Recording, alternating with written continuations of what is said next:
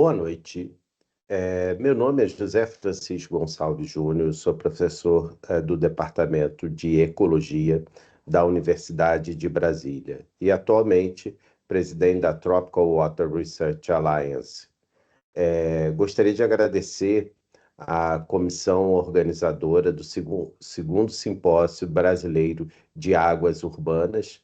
É um prazer poder contribuir com este evento e ter a possibilidade de apresentar os nossos trabalhos dentro da Tropical Water Research Alliance, TWRA, e discutir um pouco e trazer alguns aspectos. O tema da minha apresentação vai ser uma visão transdisciplinar para a sustentabilidade e governança das bacias hidrográficas tropicais. Nós vamos abordar esse tema de forma transdisciplinar e primeiro eu gostaria de colocarmos algumas questões que são grandes desafios da sociedade brasileira e, por que não dizer, da humanidade. Quais seriam esses desafios e como a gente precisa pensar esses desafios para construir uma sociedade para as gerações futuras, deixar como legado para as gerações futuras um resquício de esperança de um mundo melhor e mais sustentável.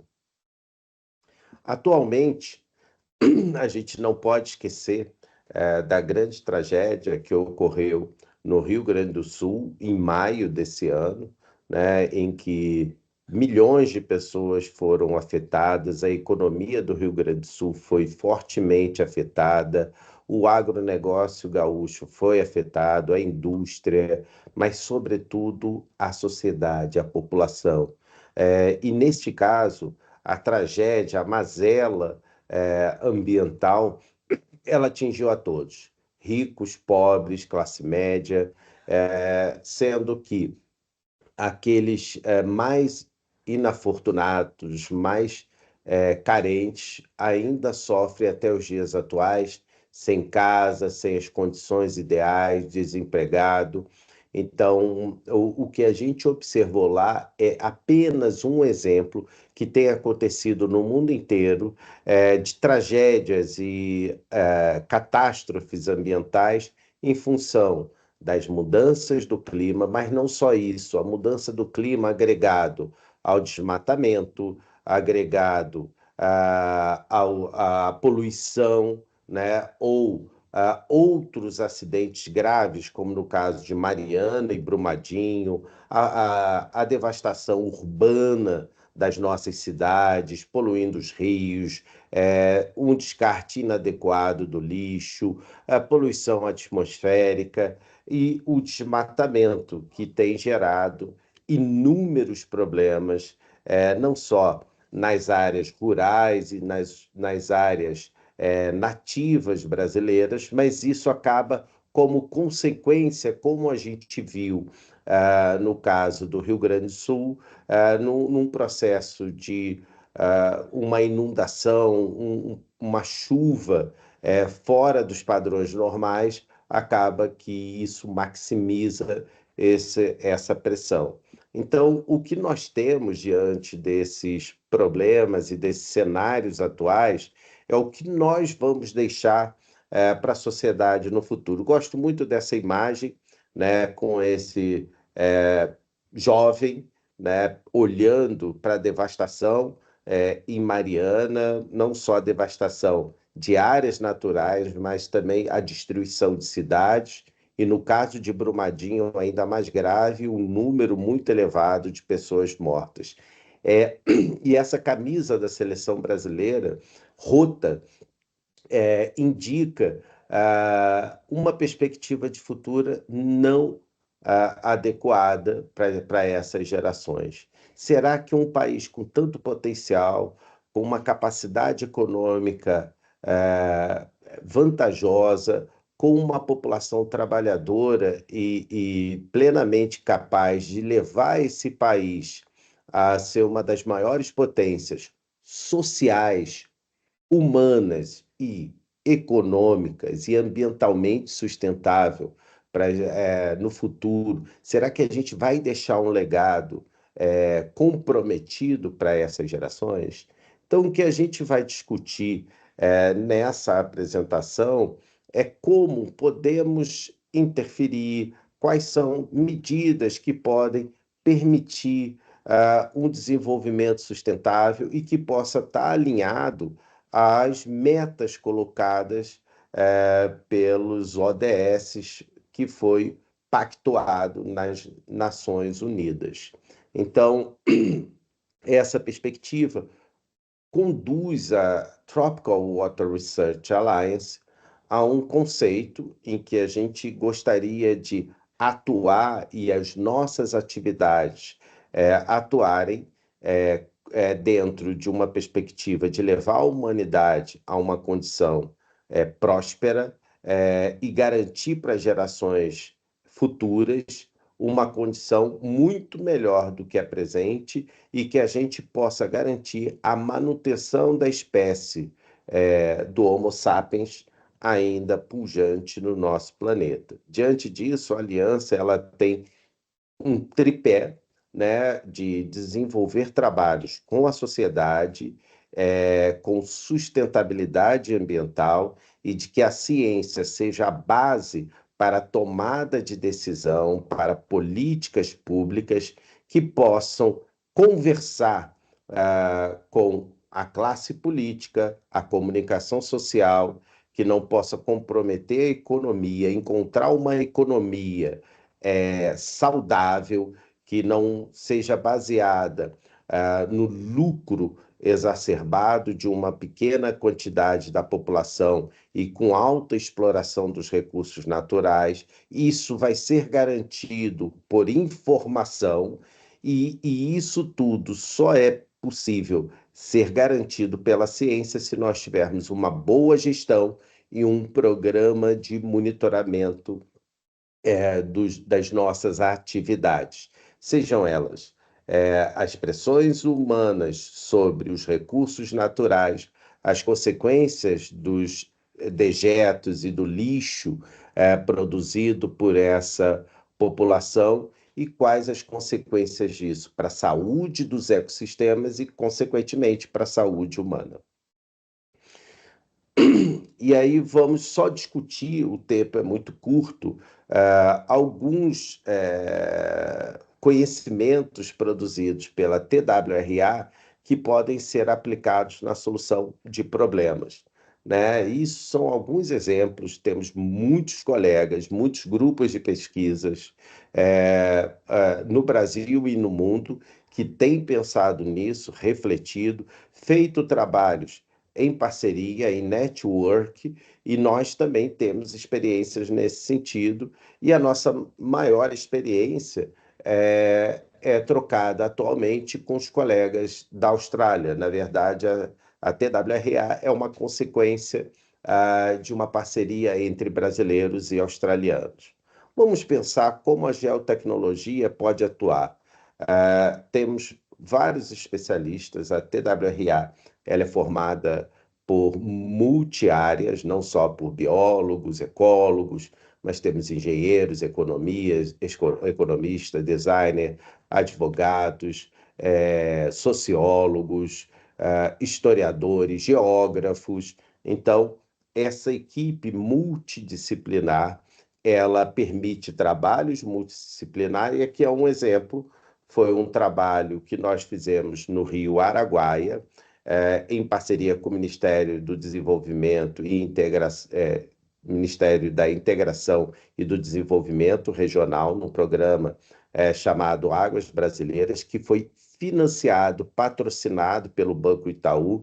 Então, aqui temos um exemplo de uma PPP, uma política pública, um órgão de política pública em parceria com o terceiro setor e a iniciativa privada para produzir conhecimento. Aqui nesse mapa, podemos ver o ano de 1985 e 35 anos depois, o que nós vemos é uma degradação, um aumento aqui de amarelo das pastagens, um aumento da agricultura que em rosa, e vários pontos rosas indicando que a gente tem uma degradação ao longo do tempo da bacia hidrográfica do rio Araguaia e Tocantins. E isso gera uma perda líquida de floresta aqui e da savana e de algumas áreas de campestres, em detrimento do aumento da área do agronegócio. Então, nós estamos perdendo áreas nativas, áreas em que nós estaríamos absorvendo o carbono, né, retendo o carbono no compartimento biológico, e a ausência dessa cobertura vegetal significa liberação de carbono para a atmosfera. Então, esse é um cenário que nós produzimos ali, é um estudo longo que começa nesse projeto e desemboca num outro estudo, que nós temos um programa atual até 2030 chamado Araguaia Vivo, e que nós temos inúmeras atividades dando uma perspectiva transdisciplinar para a bacia do rio Araguaia.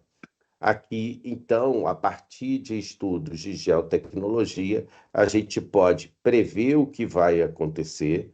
Então, para 2050, nós temos uma intensificação da área agrícola, pode ver que aumenta por toda a bacia pontos rosas, e há uma intensificação da imagem em amarelo. Isso significa que essas áreas estão e a tendência é crescer. Aqui a gente tem que as pastagens saem de 1985 de 20% e vai a 50% da área. Então, nós estamos transformando, durante 100 anos, transformando 50% da área da bacia do Rio Araguaia em pastagem, e mais 4% transformando de praticamente 0,3% para 8,4% em área agricultável. Então, a gente tem um cenário que quase 60% da bacia em 2050 vai ser transformado em área de pastagem e agricultura. Isso significa liberação de mais carbono para a atmosfera, mas o pior, não estão aqui os dados, mas eu vou dividir com vocês. Essa bacia hidrográfica já perdeu 35% do seu volume de água. Então, o que a gente tem aqui é um cenário em que essa bacia hidrográfica, talvez em 2050, essa perspectiva, ela não seja nem verdadeira, porque sem água não há agricultura e pastagem. Então, é importante que o agronegócio, que a nossa sociedade entenda que esse impacto, esse processo de degradação, ele não só vai afetar a população e as áreas naturais, mas ele vai afetar até mesmo a economia do nosso país. Então, se não tivermos estratégias claras de proteção e conservação dos nossos recursos naturais, não vai ser nenhuma obra de engenharia que vai salvar o agronegócio brasileiro, porque ele depende de movimentos naturais, como movimentos de massa, de ar que traz e distribui a água, evapotranspiração das florestas, uma manutenção da temperatura global. Então, nada disso está sendo garantido por obras de engenharia. Então, nós temos, de fato, que repensar os nossos modelos de exploração dos recursos naturais e imaginar que essa abertura de pasto não necessariamente é importante e necessária para manter a produtividade das áreas agrícolas brasileiras. Para isso, a gente precisa investir em programas de monitoramento. Hoje temos muitos programas temos vários programas de monitoramento, mas muitos deles não consideram o compartimento biológico dos ecossistemas. E aqui eu quero discutir com vocês, porque isso entra frontalmente nas áreas urbanas. Por exemplo, como avaliar os efluentes industriais, de estação de tratamento de esgoto, como os nossos rios, eles que margeiam as nossas cidades, como eles podem ser monitorados e, a partir do monitoramento, o que pode ser feito. Mas vamos aqui estabelecer algumas perspectivas, por exemplo, em relação a isso, né? Como a gente pode pensar em monitoramento, que torna-se imprescindível tanto para avaliar se um agente estressor afetou ou não o ambiente. No entanto, avaliar as mudanças nas condições ambientais é muitas vezes difícil, não ficando claro qual o componente ambiental afetado pelo tipo de mudança que ocorreu. Na tentativa de buscar e entender medidas, as consequências das atividades humanas, pesquisadores vêm desenvolvendo índices, modelos matemáticos baseados em aspectos estruturais quanto funcionais dos ecossistemas. Então, isso indica que há uma evolução do processo de monitoramento das áreas, das bacias hidrográficas globais. O Brasil, infelizmente, ainda não evoluiu para esses aspectos funcionais dos ecossistemas aquáticos. E com isso, a gente ainda tem modelos muito restritos de avaliação dos nossos ecossistemas. A gente vai voltar a discutir isso mais à frente.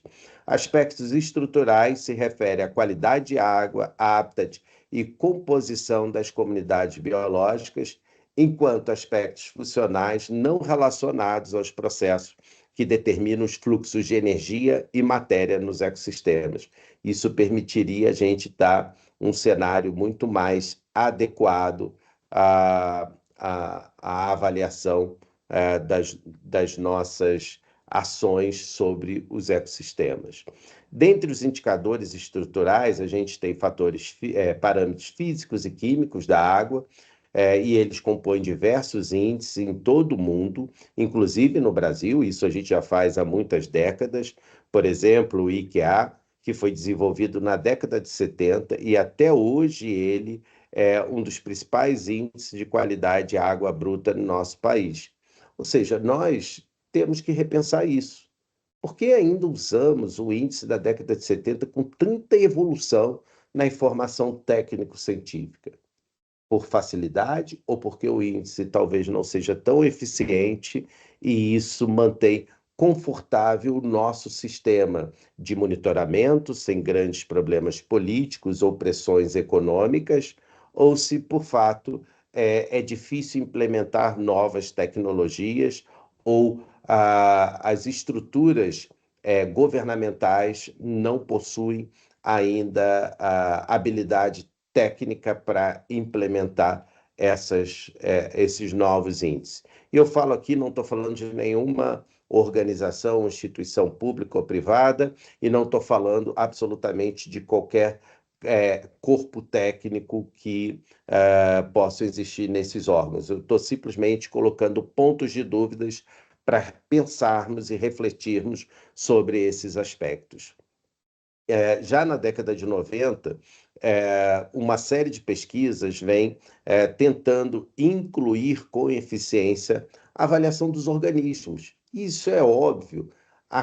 O ecossistema aquático é a casa de muitas espécies, muitos organismos micro, meso e macro, de micro, meso e macro tamanho. Alguns a gente vê e outros a gente não vê, e esses organismos são diretamente influenciados. Então, se eles são influenciados, por que a espécie humana não seria influenciada? Então, essa é uma forma de analisar o que acontece nos nossos ecossistemas e pensarmos nisso de forma efetiva, até para minimizar os efeitos nesses organismos, porque não é justo uma espécie sobrepujar os seus interesses diante de tantas outras espécies que dividem esses ecossistemas conosco. E aí temos vários exemplos, como macroinvertebrados aquáticos, alguns reconhecem isso como invertebrados bentônicos, mas também temos peixes bentônicos, a comunidade de peixes, de algas, como as diatomáceas. Analisar esses organismos nos permite uma melhor qualificação do problema.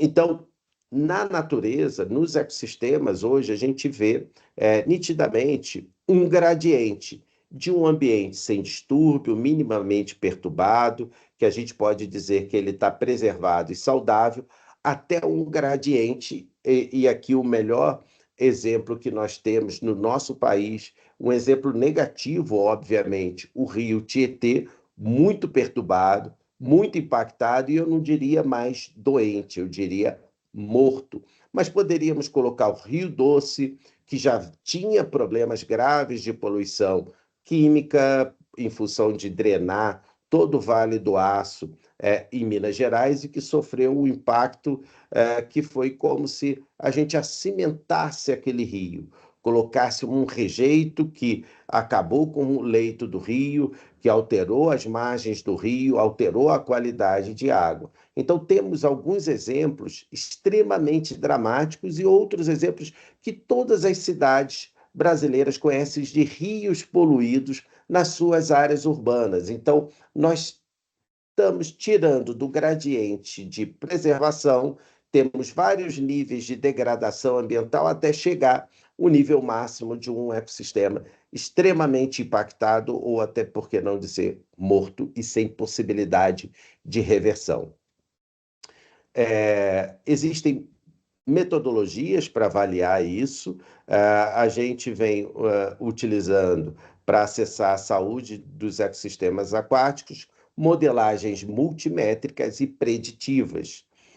A primeira é baseada em índices, como diversidade, proporção de taxas sensíveis à poluição, e na segunda, a integridade ecológica de alguns rios é avaliada pelo desvio da composição da comunidade biológica daquela que seria esperada na ausência de interferência humana. A gente usa áreas de referência para comparar isso.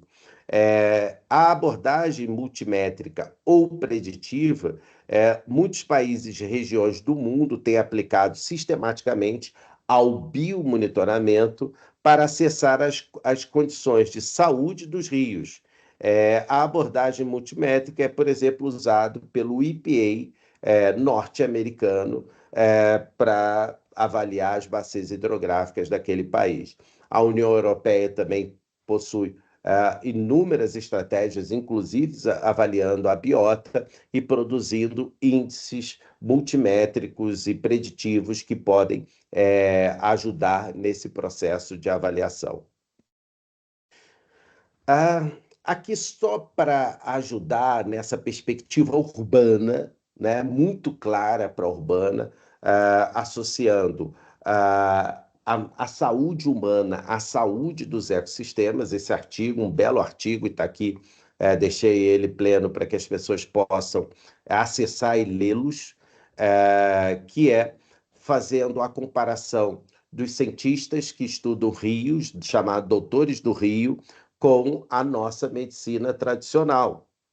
E aqui à esquerda, a medicina, e aqui à direita dessa tabela, o que a gente espera nos nossos ecossistemas aquáticos.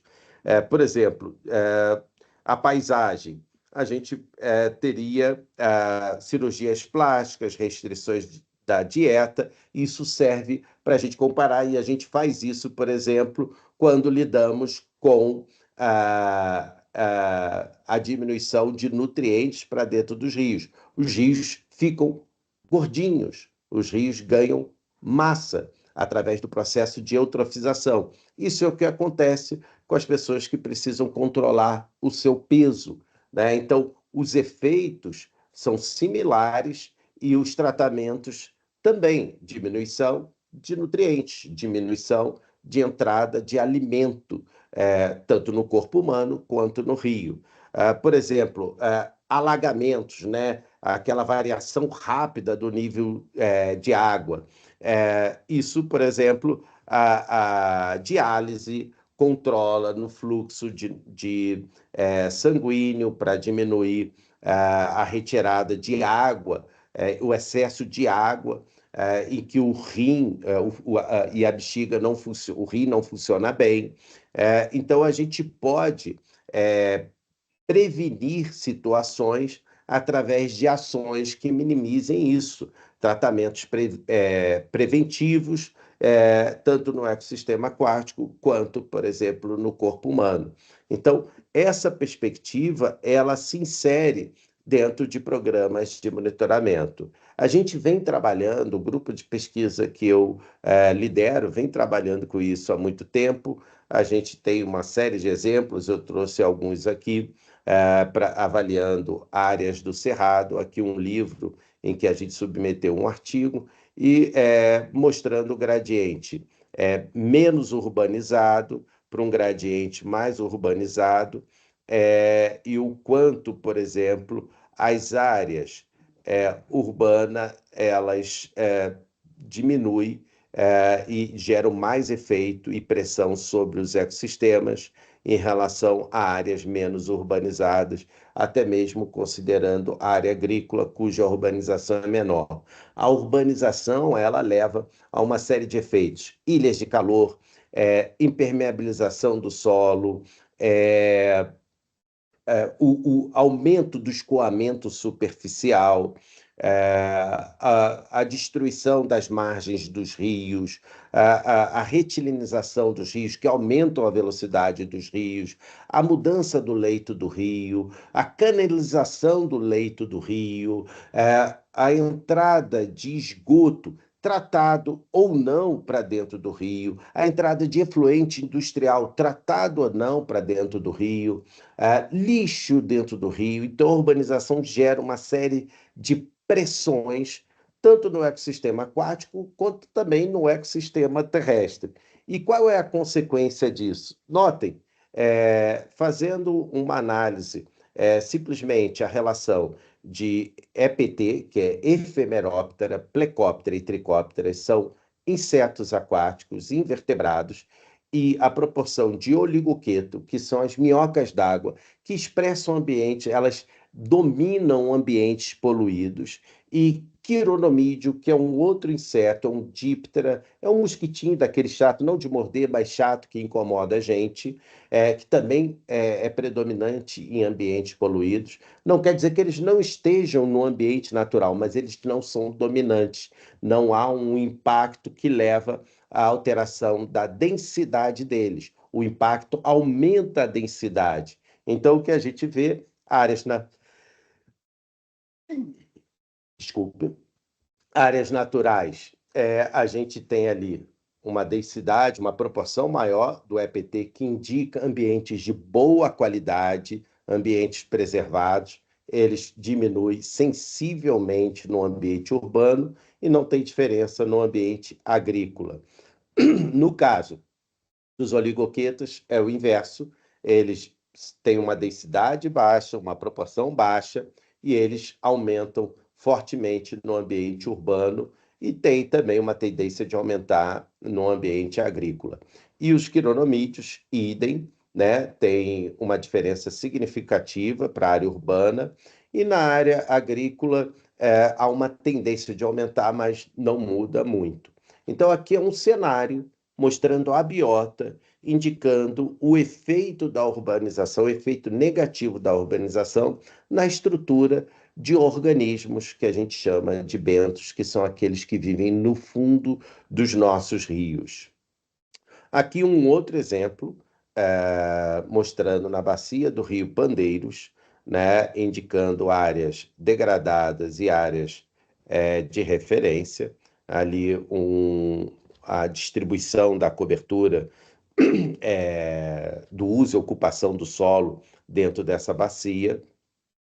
O que a gente observa, então, que há uma área urbana, uma área agrícola, e as florestas e o cerrado têm diminuído, e isso leva, por exemplo, a essa distribuição dos pontos mostrando que boa parte deles estavam em condições de degradação, à direita, onde a gente tem a maioria dos pontos, e à esquerda, áreas ainda preservadas, mostrando que a maioria desses pontos eles estão perdendo qualidade em função do nosso uso e ocupação do território. E a partir daí, em 2018, a partir da tese da Camila, a gente começou a desenvolver um quadro, um modelo que a gente pudesse embarcar uma série de índices, uma série de preditores para que construíssemos um índice de saúde de rios tropicais e que poderiam servir para qualquer bacia hidrográfica, seja ela rural, com condições preservadas ou áreas urbanas. Fizemos esse modelo para o Distrito Federal, pegando em vermelho áreas urbanas e áreas agrícolas, né? E aqui em verde são áreas em bom estado de preservação ou dentro de unidades de conservação ou reserva do patrimônio natural particulares, RPPNs, particular do patrimônio natural. A gente considerou também a área de drenagem e um corredor ripário, a área que a gente chama de APP, com 30 metros de margem, que é o que o Código Florestal prevê. Então, isso tudo foi analisado de forma integrada. É muito importante a gente dizer que não adianta eu só avaliar o leito do rio, a parte de dentro do rio, eu tenho que avaliar todo o ecossistema. Então, isso a gente fez dentro dessa perspectiva e fomos construindo esse índice em etapas, né? Nós tínhamos cerca de 50 variáveis, desde variáveis de georreferenciamento, de tipo de característica do habitat, proporção de matéria orgânica, cobertura vegetal do leito do rio, a textura do leito do rio, se era areia, se era silt, se era argila, a hidrodinâmica, como a descarga ou vazão do rio, dados abióticos, nitrito, nitrato, fosfato, oxigênio dissolvido, pH, condutividade, turbidez, e distúrbios humanos. Por exemplo, a relação do uso e ocupação do solo entre área urbana, agrícola, área natural e dados biológicos e, por exemplo, proporção de invertebrados, processos ecológicos, algas e, por exemplo, se naquela bacia hidrográfica a gente tinha reservatórios ou não. Então, isso tudo foi considerado, analisado, né, essas perspectivas de uso e ocupação, e aqui cenários, por exemplo, para algas, né, em que a gente coloca aqui como exemplo de vocês, que todo mundo conhece, a concentração de nitrato e de ortofosfato, né, em que a gente tem cenários, essa linha aqui indica quando a concentração de nitrato ou de fosfato, a linha preta, ela altera o comportamento daquele organismo, né? Então, ele tem um score, dizer, que mostra que ele, até do lado esquerdo, ele tem as melhores condições.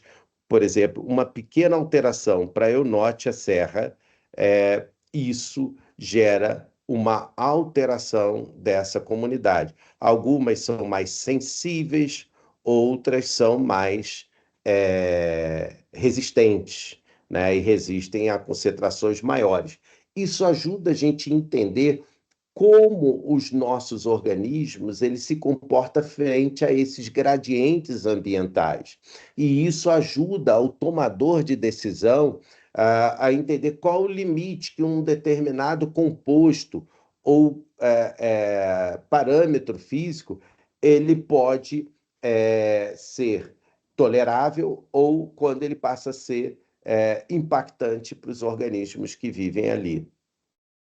E aí, a segunda etapa do trabalho, a gente definiu algumas variáveis, e essas variáveis a gente tentou entender qual o limite ambiental do gradiente ambiental para as variáveis mais sensíveis, aquelas que possam indicar, de fato, alteração, ruptura, limites de resistência que os ecossistemas possuem. Então, nós vimos que a área drenada, a altitude, a cobertura vegetal, a matéria orgânica, sedimentos grosseiros, como areia grossa, cascalho, pedras no rio, são importantes, oxigênio dissolvido, condutividade elétrica, turbidez, nitrato, fosfato, a proporção de área urbana, área agrícola, é, a presença de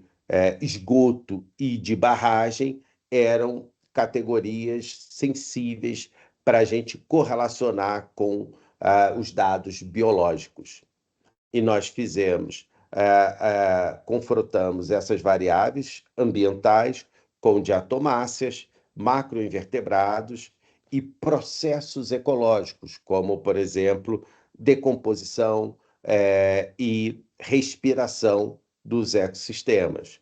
Então, a gente tem aqui o gradiente ambiental e como os organismos, alguns organismos com alguns índices, eles funcionavam frente a esse gradiente ambiental para a gente identificar quais eram as variáveis que poderiam ser sensíveis. Nós fizemos isso, e aqui, por exemplo, o momento em que condutividade passa a ser um problema e eleva a proporção de oligoqueto, né, que são as minhocas d'água, e os irudíneos são os sanguessugas, né, cerca de 180 microsiemens. Por exemplo, a própria condutividade de 180 microsiemens também é decisiva para a diminuição da proporção daquele grupo EPT. Aqui a gente explica melhor e mostra o gradiente quando é que uma determinada poluição ela começa a romper a resiliência do ecossistema. Isso é muito importante para a gente saber o nível de poluição dos nossos ecossistemas e o que nós podemos esperar e prever quais as consequências e o quanto esses ecossistemas vão perder de serviço. Volto a falar de serviço já já, tá? Aqui para diatomáceas e para processos ambientais. Estou usando a condutividade, o artigo está disponível para vocês analisarem. Por exemplo, para o processo de decomposição, ele é muito mais sensível à alteração da condutividade. E faço aqui um registro. Na resolução CONAMA 357, que enquadra as águas brasileiras, não tem uma variável tão importante, tão simples, tão barata de se analisar e que dá excelentes resultados, como a condutividade elétrica das nossas águas. A partir daí, nós construímos um índice de avaliação de saúde de águas tropicais. Esse trabalho foi premiado como primeiro lugar, como melhor trabalho científico do Distrito Federal, né, em 2022. E esse índice, nós selecionamos daquelas 50 variáveis, cerca de 17 variáveis de parâmetros ambientais e biológicos, e nós tentamos analisar isso em 3 camadas: pressão, condição e resposta. Como o trabalho, a gente investiu mais na parte ambiental, a condição, ela precisa, é aquela parte de como, a resposta é aquela parte como a sociedade enxerga, quais são as respostas políticas, tomadas de decisão, impressões da sociedade. E aí nós desenvolvemos um índice baseado na resolução 357, CONAMA 357, usando o enquadramento, que isso é uma resposta da sociedade na forma de lei para essa questão de resposta. Então, nós criamos um índice que calcula a sustentabilidade de cada classe. Lembrando que a resolução CONAMA 357, ela classifica em classe especial, classe 1, 2, 3, 4, são 5 classes de como as águas, quais são o que a gente espera de qualidade de água para cada uma dessas classes. E esse índice ajudou a gente a colocar ali na camada resposta uma avaliação. Então, aqui a gente tem as 3 camadas: pressão, nós tivemos o uso do solo e a cobertura vegetal, a condição, a velocidade de água, a condutividade elétrica e o fósforo, as condições ecológicas, o índice de atomácia, a abundância do gênero Eunotia, a abundância de invertebrados, a abundância do EPT, a abundância de olicoqueto e irudínio e a clorofila de algas. E na resposta, esse índice do uso de classes. E aí, aqueles 50 pontos que nós tínhamos, nós classificamos eles com o índice, o TWHE, Tropical Waters Health Index, a partir dessa construção de diferentes camadas. E eu queria destacar o ponto 23 para vocês. É um dos rios mais poluídos numa área urbana do Distrito Federal, chamado Rio Melchior. Ele é uma transição próximo à maior favela do Brasil, que é o Sol Nascente, indo em direção à área urbana. Ele se encontra outro rio chamado Descoberto, e eles desaguam no Corumbá 4, que é um dos reservatórios que abastecem todo o Distrito Federal, inclusive as áreas mais privilegiadas. Notem que ele tem a condição de saúde crítica, mas ele está plenamente enquadrado, está compatível com o enquadramento, porque ele é classe 4. Então, é o que eu digo sempre, a classe 4 é uma licença para poluição e para mortalidade dos nossos ecossistemas. Esse rio, ele já perdeu todas as suas qualidades, já foram encontrados metais nele, recentemente, na sua região, encontrado elevados índices de organoclorados, como o glifosato e o AMPA. Então, é uma área sensível, mas que está dentro da lei. Isso é algo que a gente precisa entender e revisar. E a partir desses 2 índices, a gente gerou um modelo de gerenciamento de recursos hídricos. Então, quando está tudo bem, a gente precisa continuar monitorar e não precisa nem de tanta intensidade. Se ele ficou numa condição moderada, talvez temos que aumentar a intensidade do monitoramento, aumentar a escala temporal, aumentar a análise espacial. E se ele está numa condição crítica, ele precisa de ações de recuperação, de restauração desse ecossistema. E aí, a partir do índice, tem vários caminhos que podem ser apontados. E no índice de sustentabilidade, a gente coloca também uma alternativa de como, dentro da política de cada estado, como é que pode ser feita a readequação da classificação dos seus rios, né? Então, quando o rio está com índice bom, a classe está ok. O que pode ser pensado, por exemplo, classe 4 e 3, se a sociedade quer manter esses rios sem condição, por exemplo, para contato humano e abastecimento. Mas se ele está fora da classificação esperada dele, alguma coisa tem que ser revista e provavelmente ou tem que ser adequado dentro da bacia hidrográfica, ações que possam readequar ele ou reclassificar ele. E quanto aos ecossistemas e os seus serviços? Aqui eu vou ser rápido, a gente tem os serviços de provisão, suporte, regulação e cultura, aqui uma série de serviços que nós podemos atuar. Aqui um modelo de funcionamento de ecossistema, dos ecossistemas de riachos, rios de pequenas dimensões. Vamos pensar na mudança climática. Ela afeta a temperatura do ar e a precipitação, e isso vai ter efeito direto na vegetação diária de APP. E ela afeta, por exemplo, a fenologia, que é a queda das folhas. E o que tem a afetar a queda das folhas, das flores, de florações, etc.? isso, além de interferir no processo de polinização e de fertilidade dessas áreas, mas também a gente interfere no processo de fluxo de energia para o solo e para os ecossistemas aquáticos que dependem dessas folhas, dessas flores, como energia para sustentar toda a biota desses ecossistemas. E isso, alterando a fenologia, você vai alterar a entrada dessa energia nos ecossistemas, e isso vai alterar o estoque de energia e o processo de decomposição, que é quem sustenta toda essa biota dependente dessa energia.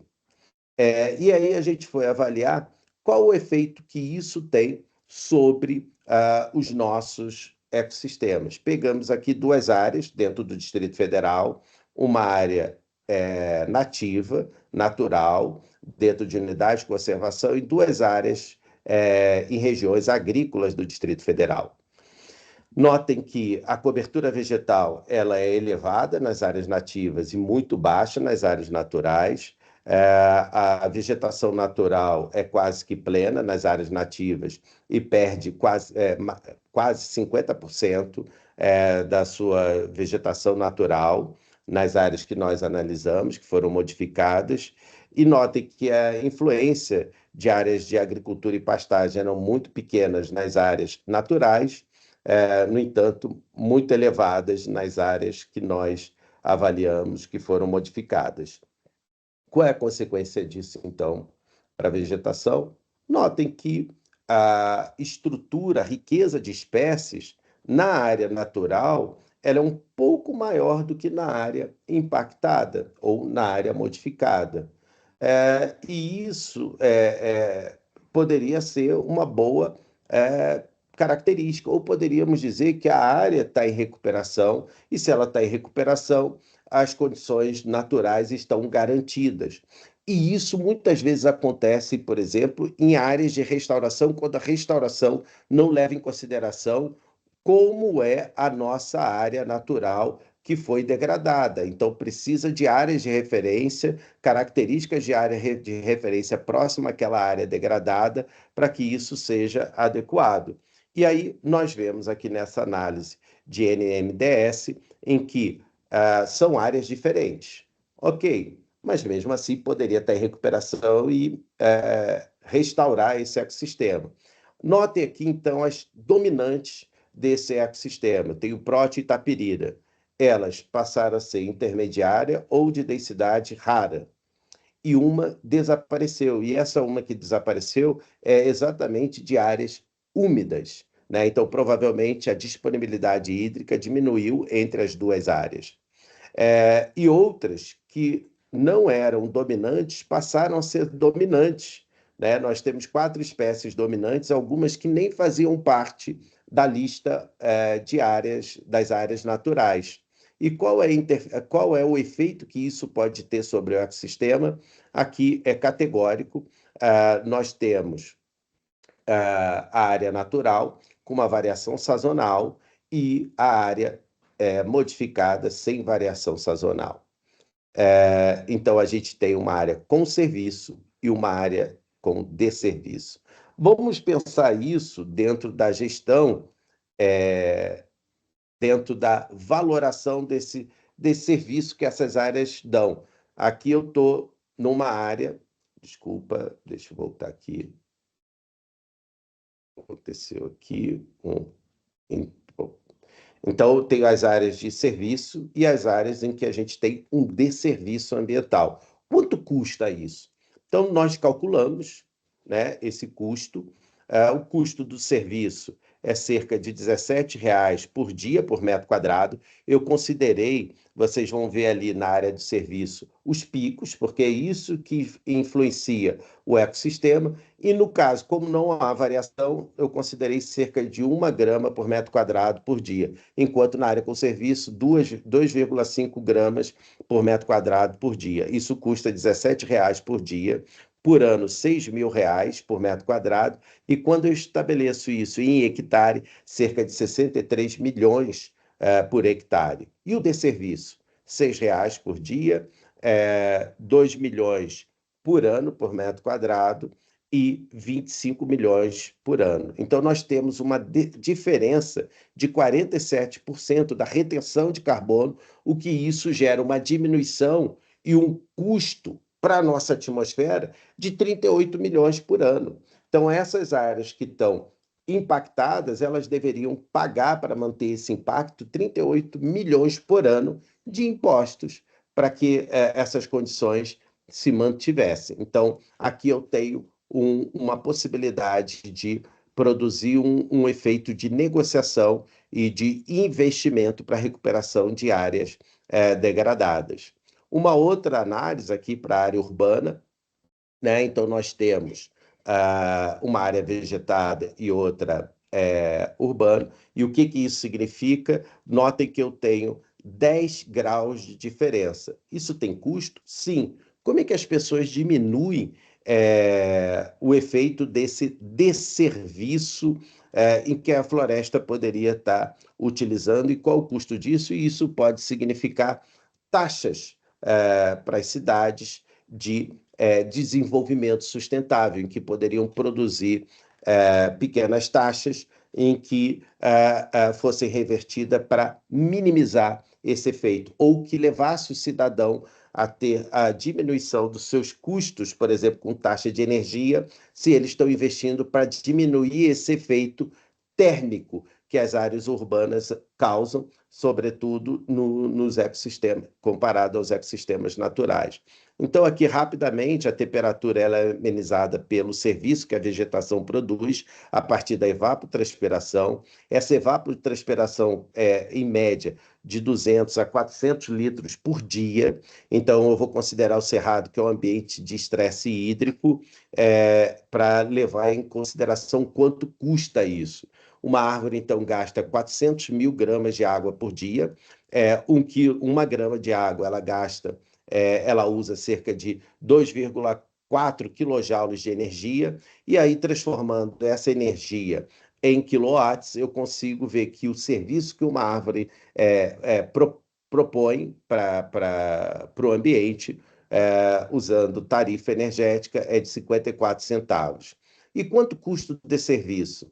Na verdade, imaginando uma casa com 3 pessoas, gastando cerca de 240 quilowatts por dia, ela gasta 5,4 por casa, né? Imaginando que uma árvore é uma casa, R$ 5,04. Isso é 10 vezes maior o serviço que a casa, que a árvore gasta. Então, a gente tem aqui um paralelo urbano, uma valoração do serviço em que as florestas podem ajudar nas áreas urbanas. E isso ajuda no processo de gestão, né, envolvendo não só a agricultura, quanto as nossas cidades, o quanto custa esse processo. Nós, nesse momento, estamos colocando essa valoração nos nossos estudos, tentando colocar dentro dessa camada do nosso índice de saúde de águas tropicais como resposta, né? E isso vai permitir ainda melhorar mais o nosso modelo de gestão.